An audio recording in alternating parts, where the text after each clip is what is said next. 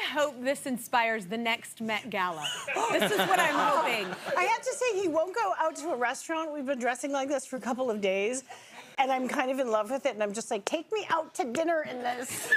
Can you imagine? That's amazing. It kind of looks like the cover of a Rihanna thing. Like, yeah, oh my gosh. I feel like she would Words do that this. have never been said about me. Me neither. Like, you look amazing. I do find it funny. Wait, it's a podcast. It's a podcast. Do they see you? Nope. No. I love you. I mean, I know he was like, I think you may not be getting what a podcast is. And I was like, no, I get it. I get it. I love him. But I said, to get into character, I loves me a costume. Yes. And so then I just was like, I'm just gonna get like a hat. Something quick to put on. And then I was like, well, cloak's pretty easy to put on. And then this started happening. And I was like, this feels right. A dragon scarf. Yeah, she's like, you can sit in a tail. I'm like, I don't know. It's amazing. And the kiss boots to go along with it, they're pretty great. Guys. Those are amazing. Right? So I'm almost like 5'5" in these. That's why I know. Everybody's like, "Oh, you're tall." I'm like, "I'm lying. I know. It's not. I'm 5'3". For our ankles down are lies. It lies. But I don't like a stiletto. I like a platform. That's easier. But explain the podcast for everyone. What's out of his brain and our friend Steve Mallory's brains that we've written movies with and done movies with. And yeah, I mean, when everybody else was dating in high school, I was playing Dungeons and Dragons. So this is a world, you know, Tolkien and those sort of fantasy books and all that stuff was always super fun to me. And my friend Steve Mallory said, oh, you know, what usually you don't see in those movies and those stories is women kind of kicking a little butt. And I was like, oh, true. That's totally true. So we came up with the idea of this woman, Hildy the Barback. She works in a tavern. Which I can't own because women can't own property. So in the story, not in life. My very, very dumb brother, Fennec, owns it, but doesn't do anything. So I have to do all the work. And then when the whole world's going to be destroyed in this lake of fire, I have to actually go and like fight dragons. Yeah. Yes. I know. I find it very empowering. She grabs a group of her friends who are women who basically have to fix everything after the men mess it all up. So your daughters are involved as well? Yes, we... It's hard to get your kids to think you're cool sometimes. Is that I know, it takes a lot. Like this, I did walk past in a full costume, and it was literally just like, what time are we leaving? And I'm like, I'm nothing?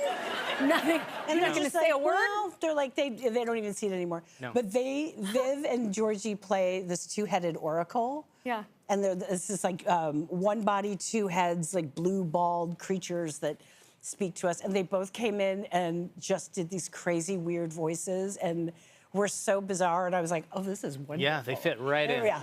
Isn't that kind of cool? Because, okay, we all have kids here. And it's so cool to see them, like, dive into something that you're into and then excel at it. You're like, that's amazing. And just to do it and to do something so weird, which I really loved, and they weren't like embarrassed to do it. No, that's what I'm saying. They leaned in. I was like, yeah, do whatever, any weird thing you brought in is going to be great. And then it was. Yeah. I love that. I know. Okay, I have to bring this up because I'm about to just totally binge it because I'm about to have some alone adult time for like 2 days. Oh, wow. And I haven't seen any of the new Only Murders in the Building, but I hear you're in it, and I hear you got in a fight with Meryl Streep.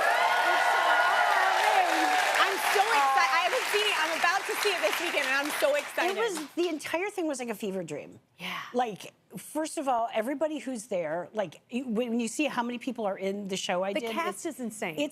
It seems like a joke. It seems like, well, clearly we're not filming this. And then when it's like, then you and Meryl are going to fight, I was like, just working with her, I was already like, I can just lay down and like go home after this. Yeah.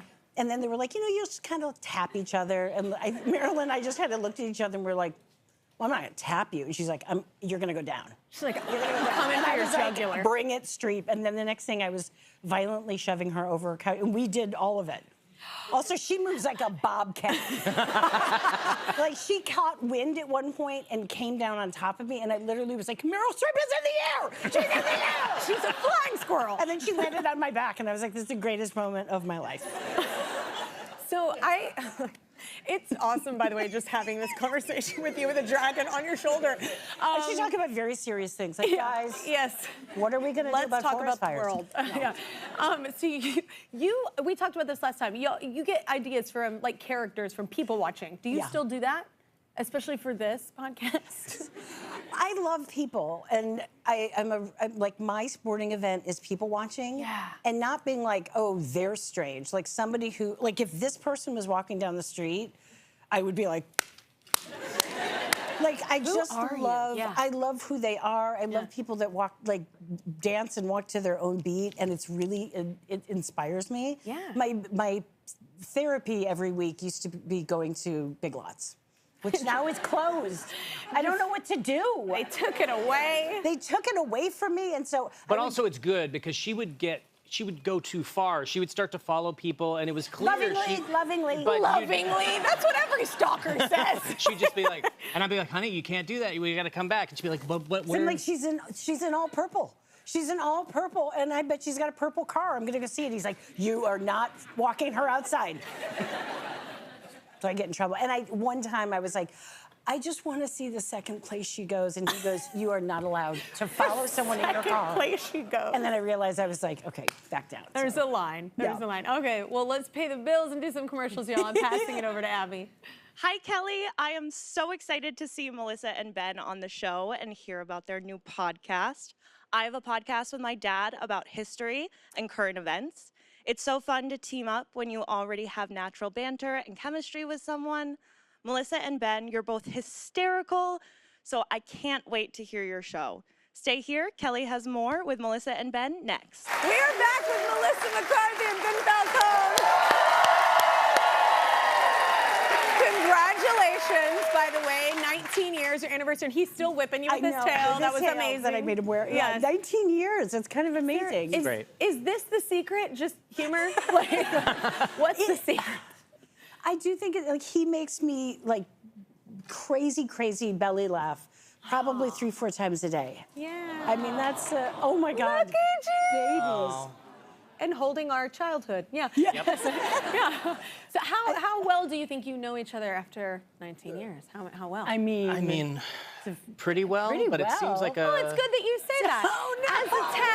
As a test, how about we ask you questions about each other and you answer at the same time on the count of 3? Oh, okay. All right. Okay, what's Melissa's favorite vacation spot? 3, 2, 1. New York? Greece. Oh, yes. No, but he's right.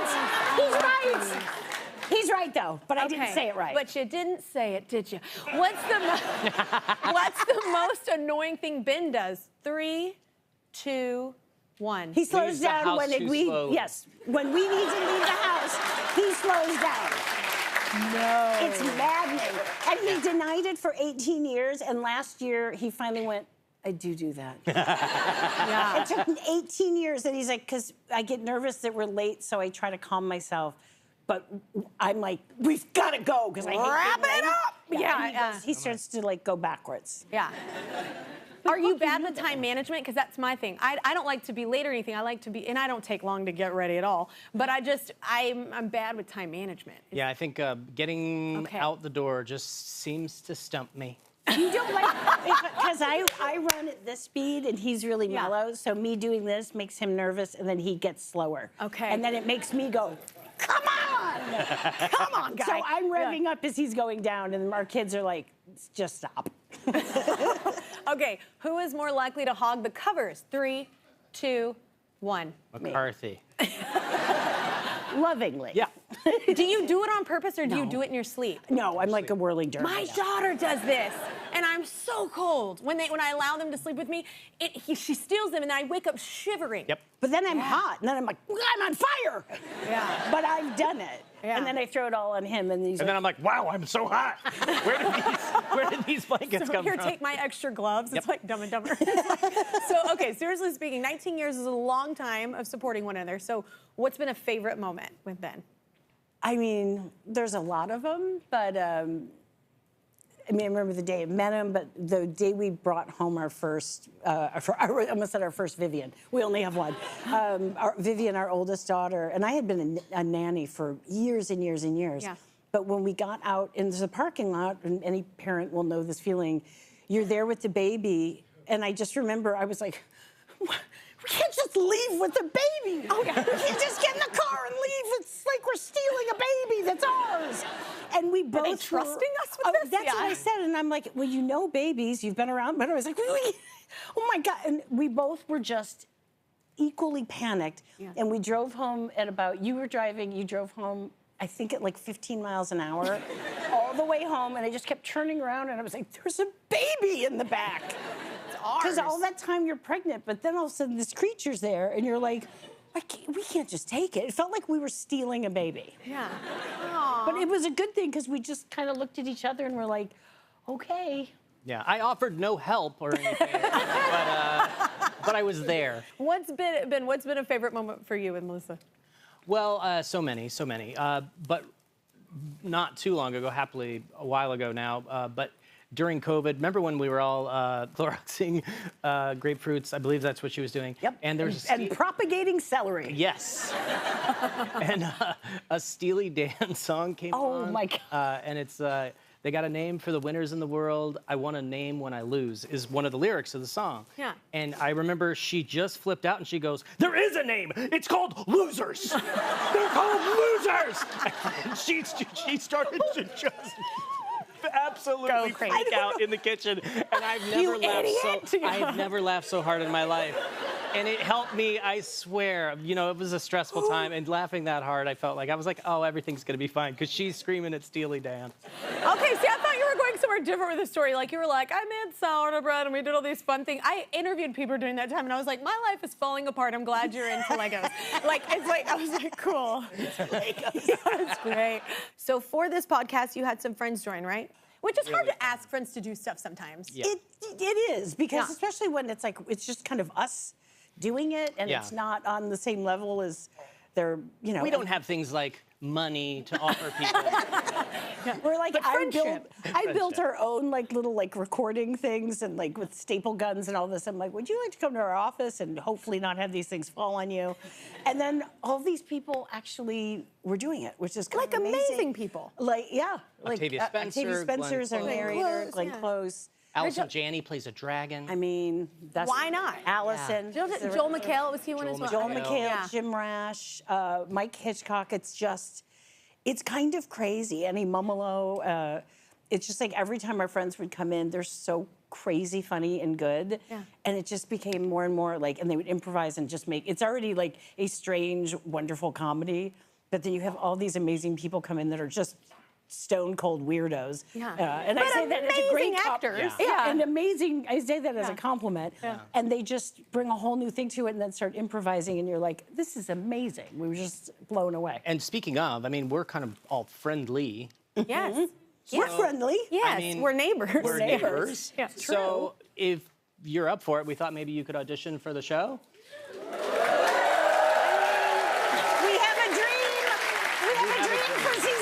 Did you see from Justin to Kelly? That's my audition tape. I'll leave it there. Okay? Okay. What are you doing? What do you have? Is this for me? There we go. Thank you. There we go. Like, at least as far as I think it helps when you kind of look and I'm the in part. costume. Okay. Yeah. Okay. Okay. Oh, okay. Feels right. Feels right. Feels Do you need good. me to do your toggle? Is that what it's called? That's what I'm calling it. I don't know. Oh my gosh. She looks great in that. Am I? Okay, I'm. there's My God. your piece to read. These are my sides. Yeah, those are your sides. Your sides that you've never. Okay. Kelly as Eagle Rider. Yes. You will be the role of I don't know if I'm supposed Rider. to say that. Okay. Yep. Okay. I am a warrior, born of the sea. My mother was half eagle, and my father. My father was a whale. And as my blood enemy, Glengarrian of Glendalia, I challenge you to a duel. But first, I shall sing you the song of... I shall sing you the song of death. There are no words to my song.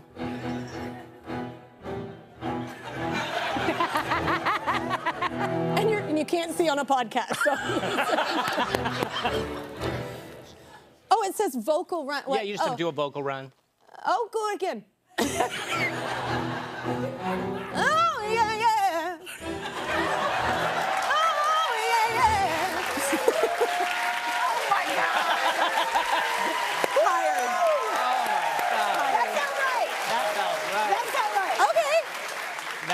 Right. My song of death. Oh, I get a crown. Now there's three. We want you to have choices. So Oh. you can audition. I for like this multiple one. parts Okay. And do whatever you want. Okay, so By the way, I like this one. I Yeah. like this. Yeah. Oh, I like this. Yes, Oh my God, I just read this. So this would be you're an evil member of the cult of tears. Yes, as Yes, you do. I am. Every member of our scred. Okay. Every member of our Scred Alliance drinks tears. The tears of our enemies, and sometimes the tears of our friends if they've had a bad day. Whatever, you get it. But now, but now, Grandilophora, you must die. But where am I? And now I shall sing you the song of death. There are no words.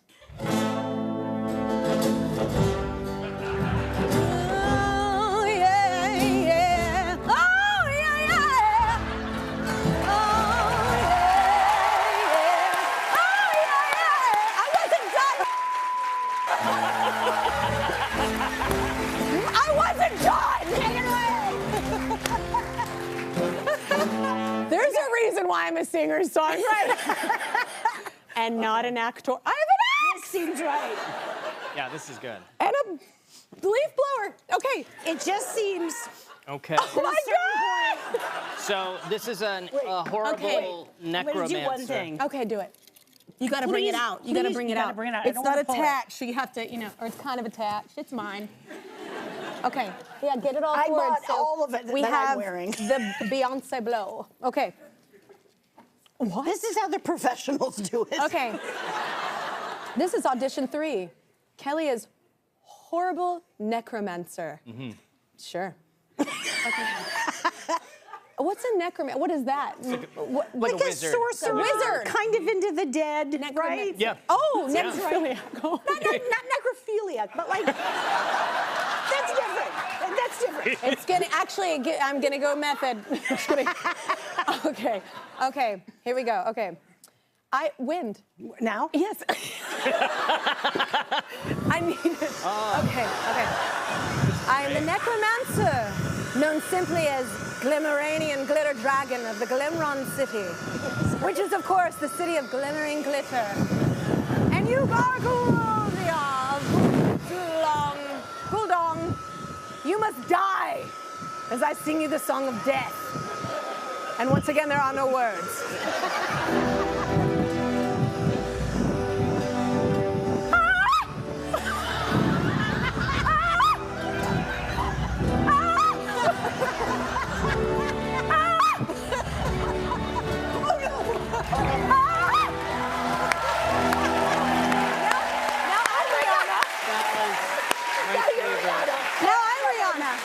You can't have my crown. I won't take it. I won't take it. You can't have my crown. Which part did I get? All three. All of them. All three of them. All of them. We're gonna shuffle out. Let's take a break. Oh, this looks incredible. This is gonna, I'm not on any dating apps yet. But this will be, and that will be my calling, my mating call. Who knows who will be attracted to that? I'll tell you what, there's gonna be a lot of people that's like, all right. That are also